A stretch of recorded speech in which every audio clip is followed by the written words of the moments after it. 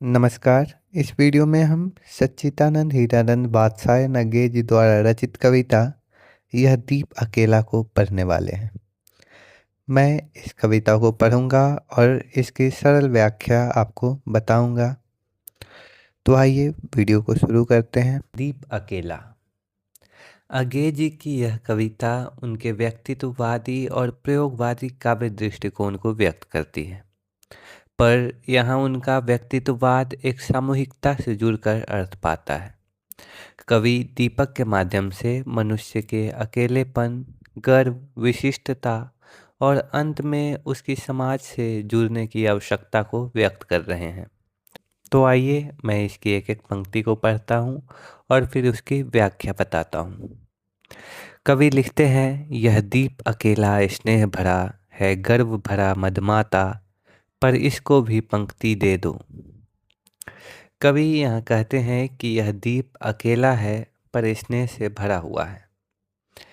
अपने स्नेह और गुणों के कारण इसमें गर्व भी है, कभी कभी अहम भाव भी है, परंतु अकेलापन इसे अधूरा बनाता है। इसलिए कवि चाहते हैं इसे बाकी दीपों की तरह पंक्ति में शामिल कर दिया जाए, ताकि यह सामूहिक प्रकाश का हिस्सा बनकर अधिक सार्थक हो सके। आगे वे लिखते हैं, यह जन है गाता गीत जिन्हें फिर और कौन गाएगा, पनडुब्बा ये मोती सच्चे फिर कौन कृति लाएगा। यानी यह दीप आम जनता का प्रतीक है, जिसकी आवाज़ अनोखी है। ऐसे गीत, ऐसे अनुभव, ऐसी पीड़ा कोई दूसरा नहीं गा सकता। यानी प्रत्येक व्यक्ति की अपनी एक विशिष्टता होती है। यह दीप मनुष्य की उस क्षमता का प्रतीक है जो गहराई तक जाकर अनमोल मोती, यानी कि हर व्यक्ति में एक विशिष्ट गुण होते हैं, वह अनमोल मोती की भांति रचनाएं, विचार और सच्चाइयाँ ला सकता है। हर व्यक्ति के पास अपनी एक अनूठी सृजनशीलता होती है, उसे कवि यहाँ व्यक्त कर रहे हैं। वे लिख रहे हैं कि पनडुब्बा ये मोती सच्चे फिर कौन कृति लाएगा। यानी ये व्यक्ति जो लिख रहा है, यह कौन लाएगा। हर किसी के अंदर विशिष्ट गुण है, हर कोई विशेष लिखता है। इसके बाद वे लिखते हैं कि यह समीधा ऐसी आग हठीला बिरला सुलगाएगा, यह अद्वितीय, यह मेरा, यह मैं स्वयं विसर्जित, यह दीप अकेला स्नेह भरा है, गर्व भरा मदमाता, पर इसको भी पंक्ति दे दो। यानी यह दीप यज्ञ की समीधा की तरह है।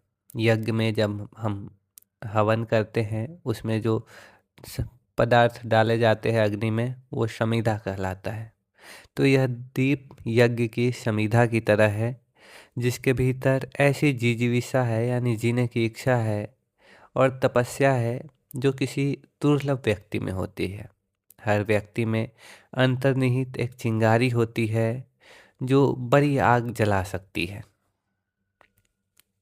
यह अद्वितीय, यह मेरा, यह मैं स्वयं विसर्जित, यानी यह दीप अनोखा है, यह मेरा है, अर्थात व्यक्ति स्वयं इसका प्रतीक है, लेकिन इसे अकेले देना उनकी विशिष्टता को सीमित कर देता है।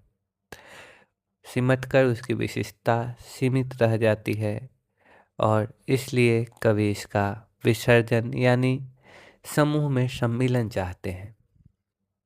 उसके बाद वे लिखते हैं, यह मधु है स्वयं काल की मौना का युग संचय, यह गोरस जीवन कामधेनु का अमृत पूतपय।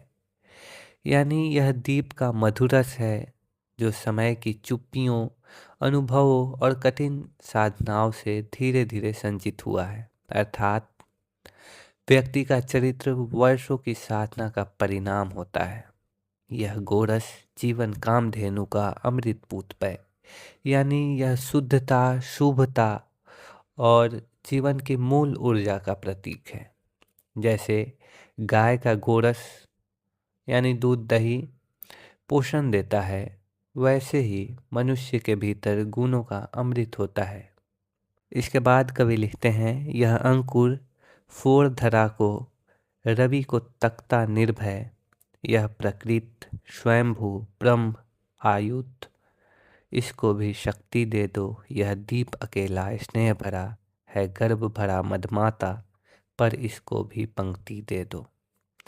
यानी यह दीप एक ऐसे अंकुर जैसा है जो धरती को चीर कर निर्भय होकर सूर्य की ओर बढ़ता है। यानी जब बीज अंकुरित होता है, उसमें से जो उसका अंकुरन निकलता है, वह धरती को चीर कर जिस प्रकार सूर्य की रोशनी तक पहुंचता है बिना डरे, अर्थात मनुष्य में आगे बढ़ने की शक्ति है, साहस है, जिजीविषा है, यानी जीने की इच्छा है।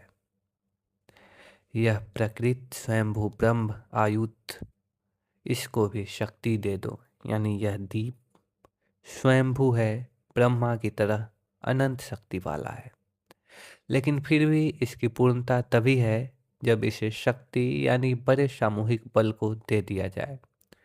मानव की शक्ति समाज में जुड़ने से ही पूर्ण होती है। इसके बाद कवि लिखते हैं, यह वह विश्वास नहीं जो अपनी लघुता में भी कांपा, वह पीड़ा जिसकी गहराई को स्वयं उसी ने नापा।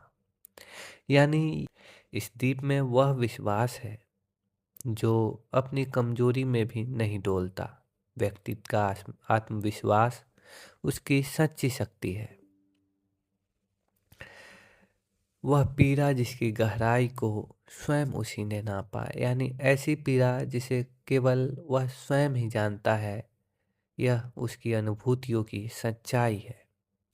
इसके बाद कवि लिख रहे हैं, कुत्सा अपमान अवज्ञा के धुंधुआते करुए तम में, यह सदा द्रवित चिर जागरूक अनुरुक्त नेत्र उलंब बाहु, यह चीर अखंड अपनापा, जिज्ञासु प्रबुद्ध सदा, श्रद्धा में इसको भक्ति दे दो, यह दीप अकेला स्नेह भरा है, गर्व भरा मदमाता, पर इसको भी पंक्ति दे दो।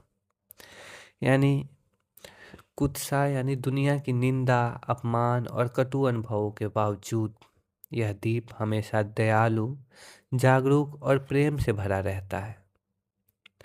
उलंब बाहु, यह चीर अखंड अपनापा, यानी इसके हाथ हमेशा फैले हुए हैं, उलंब बाहु है, यह स्नेह, करुणा और अपनत्व का प्रतीक है।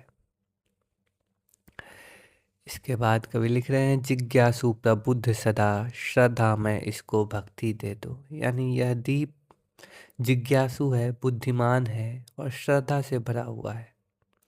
इसे भक्ति यानी समूह की समर्पित और निर्मल भावना में समर्पित कर देना चाहिए। इस प्रकार यह दीप अकेला स्नेह भरा है, गर्व भरा मदमाता, पर इसको भी पंक्ति दे दो।